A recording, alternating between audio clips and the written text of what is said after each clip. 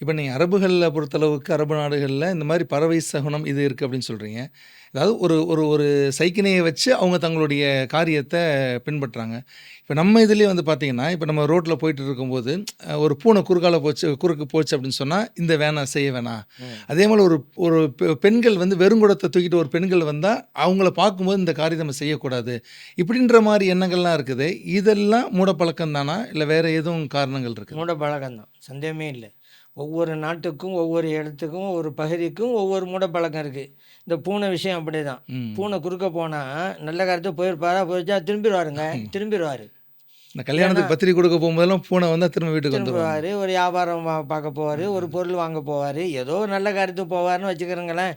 குறுக்க போனா, நேரம் சரியில்லைன்னு திரும்பிருவாரு. ஆனா, இதில அதான் ஒரு ஆள் சொன்னாரு, பூனை குறுக்கு போயிடுச்சுன்றனால இவரு வந்துட்டாரு. இவரு முகத்தில பூனை முழிச்சதுனால அதுக்கு ஆக்சிடென்ட் ஏற்பட்டுருச்சுன்னு. கொஞ்ச நேரத்தில அந்த பூனை ஆக்சிடென்ட் ஆயிருச்சு.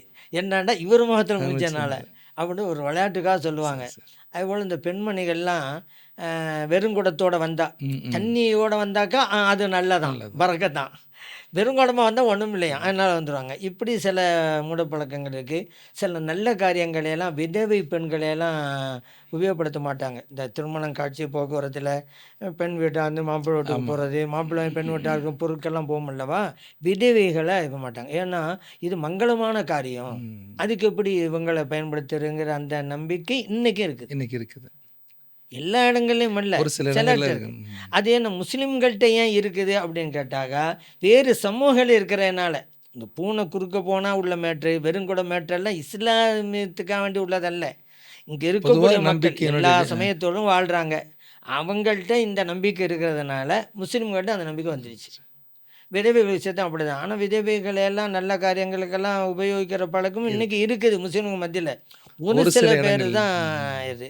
இந்த பொதுவாவே இந்த மூட பழக்கவழக்கமெல்லாம் எப்படி உண்டானுன்னு சொன்னா, மக்களுடைய அறியாமையில தான் உண்டானுச்சு அப்படிங்கிறதுக்கு ஒரு உதாரணம் சொல்லுவாங்க.